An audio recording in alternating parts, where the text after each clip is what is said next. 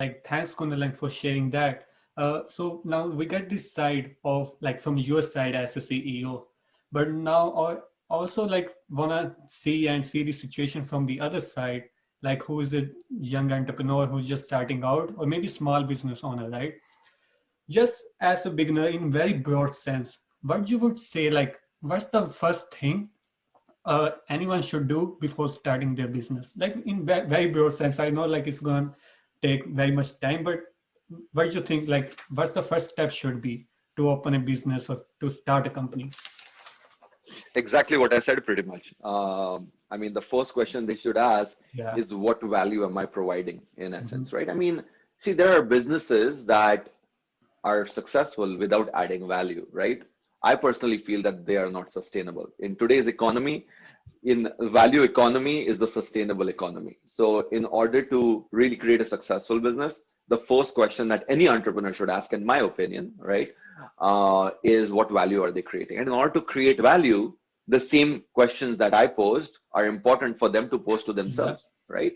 What problem am I solving? Who am I solving the problem for?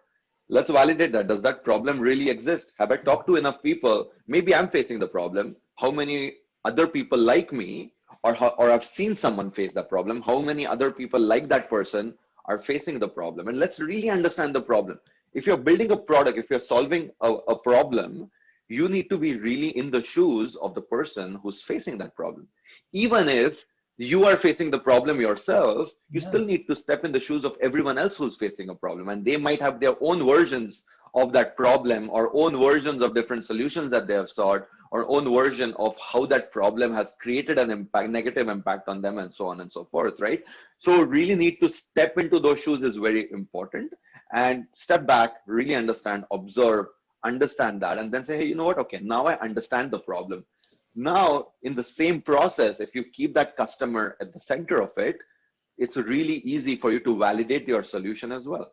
Having conversations, trying to figure out, and I mean, some people will be careful about what they reveal because they care about the intellectual property and so on, which is fine. But solving a problem there's no intellectual property to that, right? I mean, you're just trying to simply solve a problem. To validate a solution doesn't mean that you need to validate an app idea. You're just validating a solution, right? Just by having conversations, understanding the perspective, understanding what solutions they've sought, understanding how can a particular problem be solved, and they might give you a solution and you can validate, okay, is that solution same as my solution, right? That curiosity is extremely important as an entrepreneur, in essence, right? There are two factors that are extremely important. One is that curiosity, and the second part is coachability. As an entrepreneur, if you feel that, you know what, I'm very smart, I really understand everything really well, that's why I'm creating a business, I would not recommend that approach, right?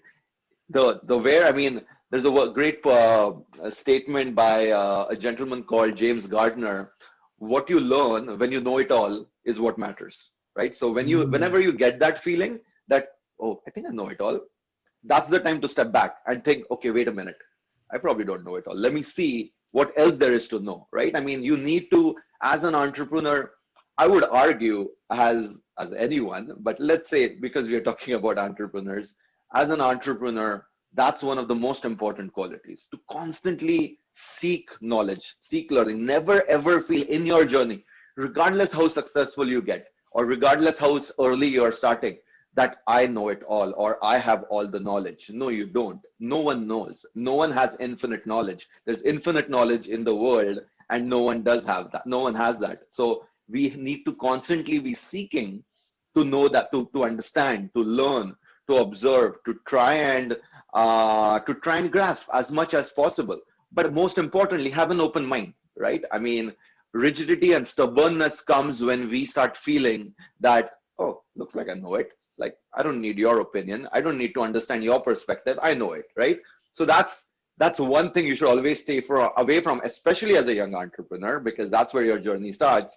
But regardless of where you are in your journey, you need to have that open mind. And that open mind is for knowledge, and that open mind is related to people, right? I mean, always, because entrepreneurship is about solving that problem and creating value and all of that stuff.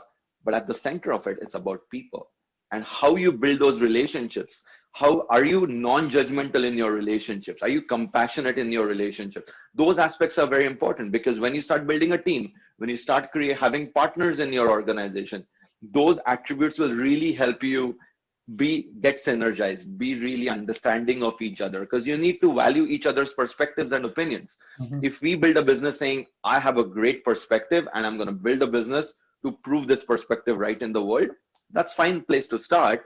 But as you go through the journey, it's very important to value all different perspectives and embrace them, right? We all have different opinions. All have our own thoughts. By what happens is we usually start thinking that my thought is the right thought, your thought is the wrong thought, and we start like having those conflicts with each other, right? The truth is, there's a reason why each person has their own perspective. Yeah. As a team at the App Lab, I can tell you, we have extremely diverse perspectives, different backgrounds, different thought processes, different upbringings, different personalities, but similar values, right?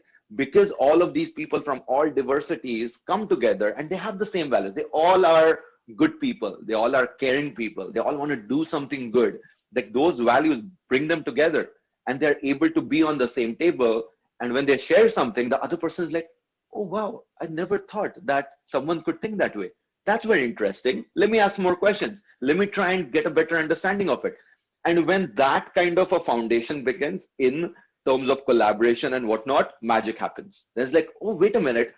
My perspective and your perspective are not against each other. They are great together with each other. And now let's seek for more perspectives that can solidify it even more, right?